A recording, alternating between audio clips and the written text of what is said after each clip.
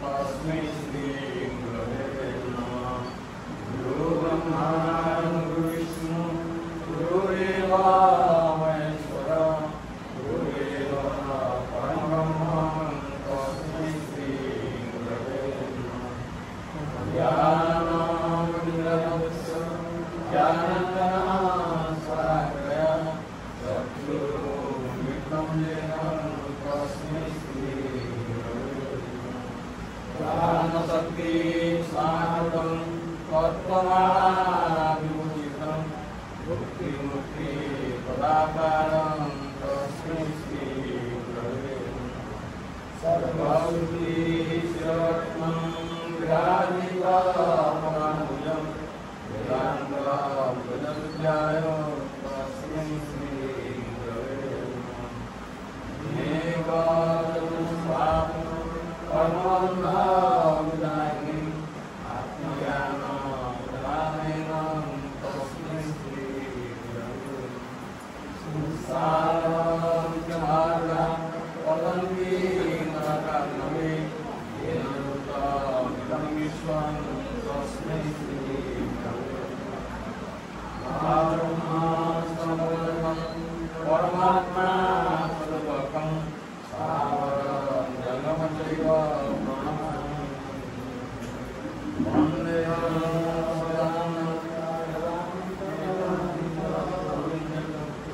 नित्यं निराकारं निर्गुणशाश्वतं नागुरो जगन्नाथं नागुरो जगन्नाथं तत्त्वज्ञानात् परं नास्ति तस्मै श्रीगुरवे नमः। नित्यं निराकारं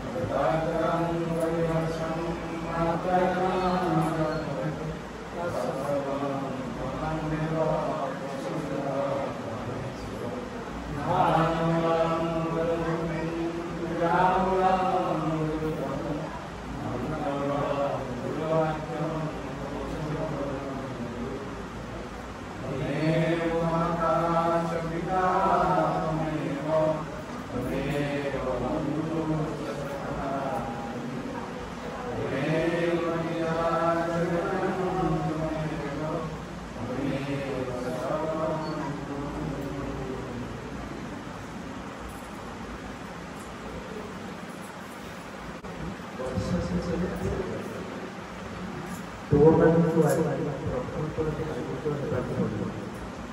କେବଳ ବାକ୍ୟାନନ୍ଦର ଦ୍ୱାରା ପ୍ରଚାର କରି ନୁହେଁ କିମ୍ବା ଧର୍ମ ବୋଲି ଚିତ୍କାର କରି ନୁହେଁ। ଧର୍ମକୁ ଦେବ ଦେଇ ମନ ଦେଇ ପ୍ରାଣ ଦେଇ ପ୍ରତ୍ୟକ୍ଷ କରିବାକୁ ହେବ। ତାହେଲେ ଯାଇ ଆଜି ଦେଶରେ ଦୁଇ ପ୍ରକାରର ଧର୍ମବିଶ୍ୱାସ ଧର୍ମଧର୍ମର ପ୍ରୟୋଜନ ରହିଛି।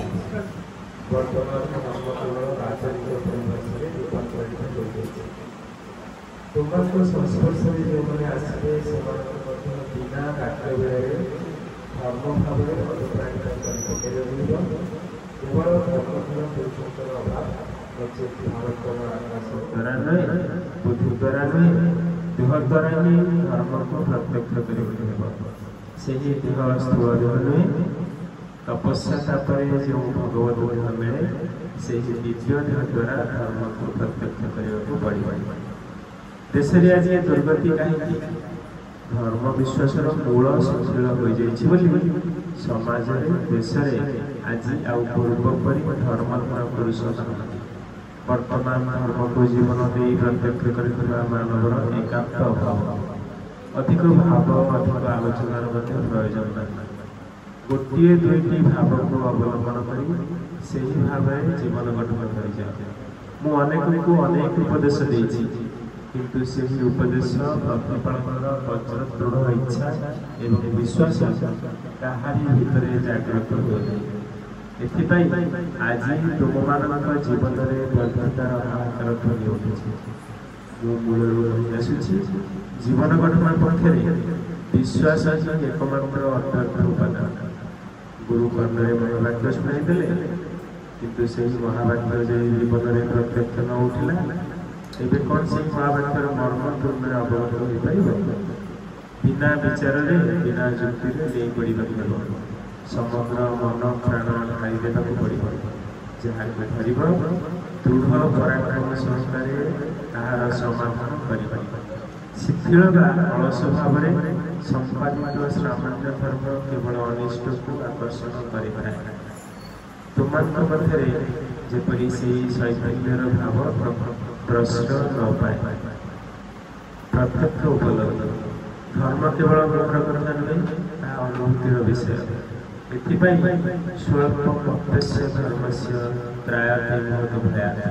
ଭାରତରେ ଏହି ଧର୍ମାନୁଭୂତିର ହିଁ ଅଭାବ ହୋଇପଡ଼ିଛି। ଯେଉଁମାନେ ଧାର୍ମିକ ବୋଲି, ପଣ୍ଡିତ ବୋଲି, ଧର୍ମଧର ବୋଲି ନିଜକୁ ପରିଚୟ ଦିଅନ୍ତି, ସେମାନଙ୍କ ମଧ୍ୟରୁ ଅଧିକାଂଶ ଧର୍ମକୁ ଜୀବନ୍ତ ବିଗ୍ରହ ରୂପରେ ନିଜ ଅନ୍ତରର ଅନ୍ତରତମ ପ୍ରଦେଶରେ ଉପଲବ୍ଧି କରିପାରନ୍ତି ନାହିଁ। ଉପଲବ୍ଧି ବିନା ପ୍ରାଣରେ ଫଳ ଆସେ ନାହିଁ। ଯେଉଁମାନେ ଘରେ ଧାର୍ମିକ, ସେମାନଙ୍କର କ'ଣ ସେହି ପ୍ରାଣର ବଳ, ସେହି ବଜ୍ରଦୃଢ଼ ବିଶ୍ୱାସ ଅଛି? ଧର୍ମ ତୁମମାନଙ୍କର ପ୍ରତ୍ୟକ୍ଷ ଉପଲବ୍ଧିରେ ବିଦ୍ୟମାନ। ଉପଲବ୍ଧି ନ ପାଇବା ପର୍ଯ୍ୟନ୍ତ ସବୁଆଡ଼େ ସବୁ ଉଦ୍ୟମକୁ ସବୁ ଚେଷ୍ଟାକୁ ନିୟୋଜିତ କର।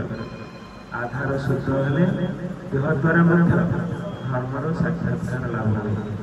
ଦେହ ସେତେବେଳେ ଆଉ ଜଳ ଦେହ ହୋଇନଥାଏ, ତାହାର ପ୍ରତି ଅଣୁ ପରମାଣୁ ସାତ୍ତ୍ୱିକ ଭାବରେ ରୂପାନ୍ତରିତ ହୋଇଯାଏ। ଅନେକ ତପସ୍ୟା ପରେ ଉପଲବ୍ଧି ଆସେ। ଦେହର ମନର ବିନ୍ଦୁମାତ୍ର ମାଳିନ୍ୟ ବିଦ୍ୟମାନ ଥିବା ପର୍ଯ୍ୟନ୍ତ ସେହି ଜୀବନ୍ତ ଅନୁଭୂତିର ପରଶ ପାଇବା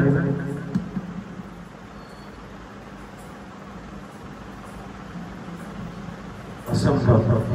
ମୁଁ ଚାହେଁ ଦେହ ଦ୍ୱାରା, ମନ ଦ୍ୱାରା, ପ୍ରାଣ ଦ୍ୱାରା ମାନେ ଯେ ପ୍ରକୃତ ଧର୍ମ ଦ୍ୱାରା ତାହାର ପରିଚୟ। କିଏ ଅଧିକ ଶାସ୍ତ୍ର ତତ୍ତ୍ୱ ଅବଗତ ଅଛନ୍ତି ସେ ଆଡ଼କୁ ମୋର ଲକ୍ଷ୍ୟ। ଯେଉଁମାନେ ଶାସ୍ତ୍ର ତତ୍ତ୍ୱକୁ ଜୀବନରେ ପ୍ରତିଫଳିତ କରିପାରିଛନ୍ତି ସେହିମାନେ ମୋର ପରମ ପ୍ରିୟ। ଏଥିପାଇଁ ଯେ ଲେଖାପଢ଼ା ଜାଣନ୍ତି ନାହିଁ, ଅଥଚ ମୋର ଗୋଟିଏ ବାକ୍ୟକୁ ବେଦବାକ୍ୟ ବୋଲି ଶ୍ରଦ୍ଧା କରି ଜୀବନରେ ସେହି ବାକ୍ୟକୁ ସଫଳ କରିବା ପାଇଁ ଚେଷ୍ଟା କରୁଛନ୍ତି, ତାଙ୍କୁ ମୁଁ ମୋର ଅନ୍ତରଙ୍ଗ ଲୋକ ବୋଲି ଜାଣେ। ବିପଦରେ ସମ୍ପଦରେ ଭଗବାନଙ୍କର ମଙ୍ଗଳ ଇଚ୍ଛା ବୁଝି ଯେପରି ଅବଗତ ମସ୍ତକରେ ତାଙ୍କର ଦାନ ଗ୍ରହଣ କରିପାର ଏବଂ ଧୈର୍ଯ୍ୟ ଓ ସହିଷ୍ଣୁତା ସହକାରେ ଜୀବନର ଲକ୍ଷ୍ୟ ପକ୍ଷରେ ଅଗ୍ରସର ହୋଇପାର, ସେହିପରି ଭାବରେ ଜୀବନ ଗଠନ କରିବାକୁ ଚେଷ୍ଟା କର। ଆଶୀର୍ବାଦ କରୁଛି, ଶୁଭ ବୁଦ୍ଧିର ଉଦୟ ହୋଇ ତୁମର ନିଷ୍ଠା ଦୃଢ଼ ହେବ।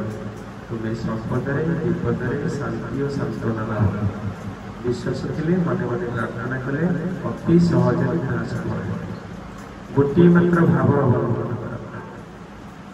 ଫାଙ୍କି ଦେଇ ଆଉ ସବୁ ଚଳି ଯାଇପାରେ, କିନ୍ତୁ ଧର୍ମ ଲାଭ ସାଧନରେ ଟିକିଏ ହେଲେ ଫାଙ୍କି ଦେଲେ ଚଳିବ ନାହିଁ। ଆଜିକାଲି ସମସ୍ତେ ଚାହାନ୍ତି ଅଳ୍ପ ଆୟାସରେ ନିଗୁଢ଼ ଧର୍ମ ତତ୍ତ୍ୱମାନ ଅବଗତ ହେବାକୁ। ଏହା କ'ଣ କେବେ ସମ୍ଭବପର? ଦୀର୍ଘ ସାଧନା ପ୍ରତି ସ୍ୱାଭାବିକ ଭାବରେ ଗୋଟିଏ ଅଧୈର୍ଯ୍ୟ ଅହିଷ୍ଣୁତାର ଭାବ ବର୍ତ୍ତମାନ ଆସିଯାଉଛି। ମୋ ଆଦେଶବାଣୀକୁ ବିନା ବିଚାରରେ ଶ୍ରଦ୍ଧା ସହକାରେ ମାନି ଚଳିବାର ଧୈର୍ଯ୍ୟ କାହାର ଦେଖାଯାଉ ନାହିଁ। କେବଳ କଥାରେ କ'ଣ ଧର୍ମ ଲାଭ ହୋଇପାରିବ? ଉପଦେଶ ଦେଇ ଦେଇ ମୁଁ ବିବ୍ରତ ହୋଇଗଲିଣି, ଆଉ ଉପଦେଶ ଦେବାକୁ ସୁଖ ଲାଗୁନାହିଁ।